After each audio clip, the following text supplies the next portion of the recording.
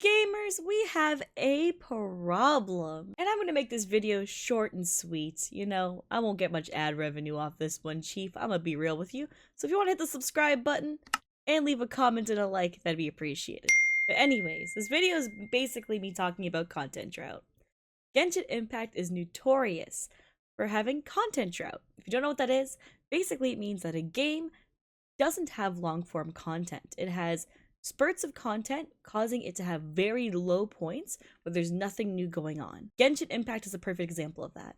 I love Genshin Impact. It is the main game that I play currently, and I love it, which causes me to have this issue. Content drought makes everyone suffer, from content creators to players. No one wins during content drought, not even MiHoYo themselves. Now, rather than just complaining, like bashing my head into the wall, that is, oh my god, it sucks not having content, I want to talk about a solution.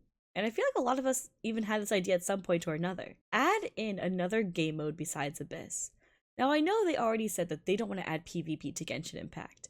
And I understand that they want to keep a casual community, so they don't add ranked leaderboards. Those two things I would have loved to have in the game, but I can understand and respect the decision from a larger standpoint. My main contention is that Abyss is not enough. In every gacha game that I play, there's multiple modes you can play in. Even for their alternate game title, Honkai Impact, they have alternate game modes such as Elysian Realm, they have Abyss, they have raids. They have a bunch of things that you're able to do outside of just one form of long-term content. In addition to this, there's games like Tears of Themis, also made by MiHoYo, that has events that are so intensive that grip you to play for hours on end and for days on end, because the content is constantly refreshing and something new is always happening. Tears of Themis, or Tears of Themis, whichever you prefer to say for it, is a great example of how to avoid content drought, but still having short-form content, which means having events, not permanent game modes, but having them so consistently and with such high quality that it actually makes it okay. Genshin Impact lacks that, and I don't fully understand why. It's come to this weird scenario where the game is so focused on pushing out a brand new 5-star as their version of content, instead of creating a healthier longevity for the game.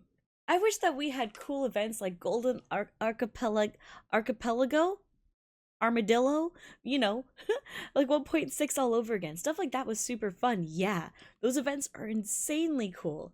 Even the Ankonoimiya event that currently is happening is really cool. But the problem is that it's short. The problem is that now that when you finish the event after the first few days, what do you do? And I think it's time that they start considering adding in a permanent game mode. With Sumeru about to take its first step, or even the Chasm actually, with the Chasm coming, this is the perfect opportunity to introduce a brand new permanent game mode. You have a new region unlocking, you have it so it's like the in-between phase between the new country coming up. This is their chance to finally make a permanent game mode in the game besides just Abyss. And I'm going to keep my fingers crossed for that one. And this is where I'm going to farm you guys. Let me know in the comments below. What permanent game mode style would you like to see in Genshin Impact? And I'll make a video talking about different ideas that we all have in the community. Anyways, thanks for watching. Make sure to drop by the Discord. The link is in the description below. We're 1,100 members strong now, and I love you all so dearly. Thanks for hanging out during this little short video that I just wanted to talk and have a little powwow about. I was editing a different video this morning, and this was honestly on my mind while I was editing, so I wanted to talk about it. And I hope that we can have a good conversation about it. I want you to keep in mind, the reason why I criticize MiHoYo the way that I do is because I actually love the company. I love the people that work in it, which a lot of the staff is really incredible. I love the games itself, which makes me passionate. The same way, like if you're in love with someone, you'll criticize them because you want them to improve. I just want these games to improve. So I hope you guys take that in mind as well. And I love you. I'll see you guys in the next video. Later, skaters!